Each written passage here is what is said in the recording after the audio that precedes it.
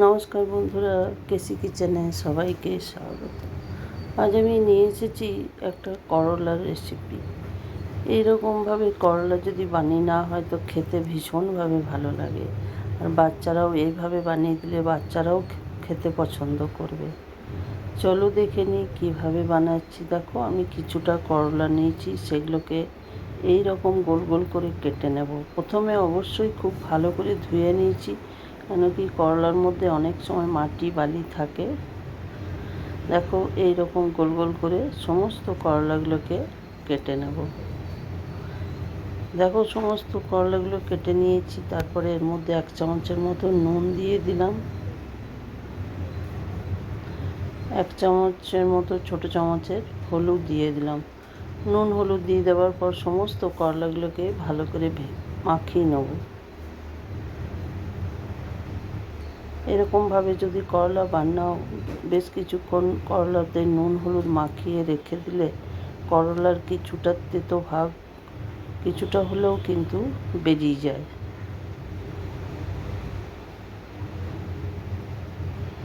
দেখো, সমস্ত করলাগুলো নুন হলুদ বেশ ভালো করে আমি ঘষে ঘষে মাখিয়ে নিলাম।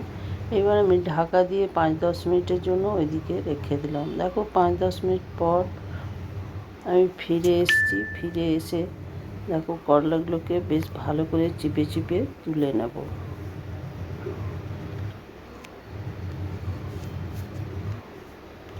সমস্ত করলাগুলো একটা আমি বাটির মধ্যে উঠিয়ে নিলাম।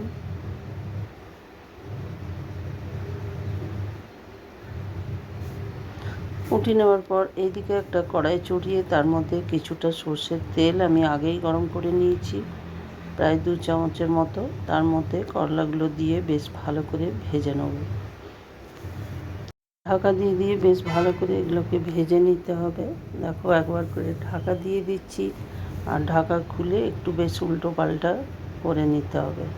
তাহলে কিন্তু করলাগুলো বেশ ভালো করে ভাজা যাবে, আর কিছুটা হলেও সেদ্ধ হয়ে যাবে। যেহেতু এই করলাগুলো একটু মোটা মোটা সাইজের কাটতে হয়, সেই জন্য ঢাকা দিয়ে দিয়ে ভাজলে কিন্তু করলাটা অনেকটা সেদ্ধ হয়ে যাবে, আর ভাজাটাও খুব ভালো হবে। দেখো, আমি একবার করে ঢাকা দিয়ে দিচ্ছি, আর নেড়ে নেড়ে আবার খুলে দেখো, আবার ঢাকা দিয়ে দিয়ে এইভাবে ভেজে নিতে হবে। দেখো, আমি ঢাকা দিয়ে রেখেছিলাম, কিন্তু মাঝখানে আমি ঢাকা খুলে 2-3 বার নেড়ে দিয়েছি। এবারে দেখো, সমস্ত করলাগুলো আমার ভাজা হয়ে গেছে। এরপর আমি একটা বাটির মধ্যে উঠিয়ে নিলাম। করলাগুলো উঠিয়ে নেবার পরে দেখো, ওই কড়াইয়ের মধ্যে আরও 2 চামচের মতো আমি তেল দিয়ে দিলাম।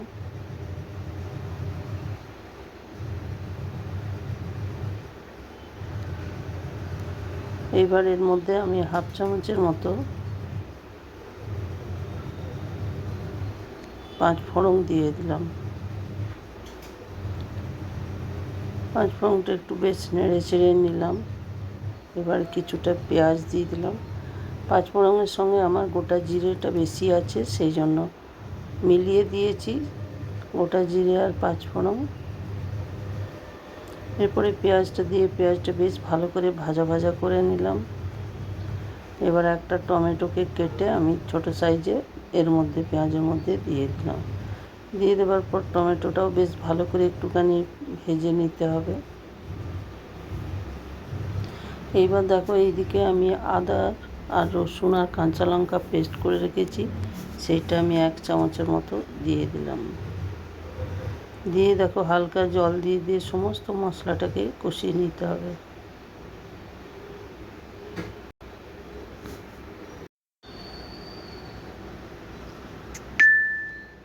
এইবার আমি খুব হালকা করে নুনটা দেবো, শুধু গ্রেভির মতোই দেবো, কেন কি করলাতে আমি প্রথমেই নুন দিয়ে ভেজে নিয়েছি। খুব কম পরিমাণ নুন দিলাম, আর 1/2 চামচের মতো হলুদ দিয়ে দিলাম।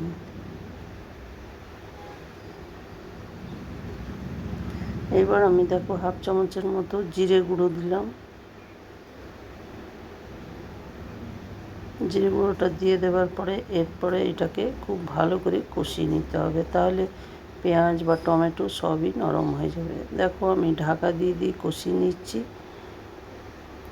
এবার ঢাকা খুলে দেখো, সমস্ত জলটাও শুকিয়ে গেছে, আর পেঁয়াজ বা টমেটো দুটোই নরম হয়ে গেছে।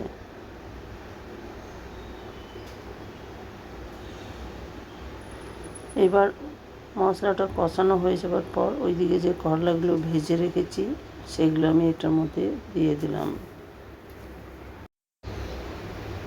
করলাটা দিয়ে দেওয়ার পরে বেশ কিছুক্ষণ করলাটাকেও কষিয়ে নিতে হবে।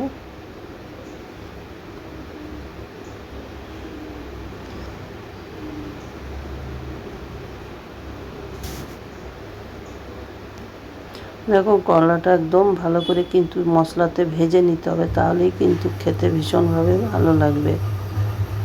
এবার দেখো কষানো আমার হয়ে গেছে প্রায়। এবার আমি 1 কাপের মতো এটাতে জল দিয়ে দিলাম। খুব বেশি পরিমাণ জল দেওয়ার প্রয়োজন নেই, কেন কি করলাটা আগেই সেদ্ধ হয়ে গেছে অনেকটা।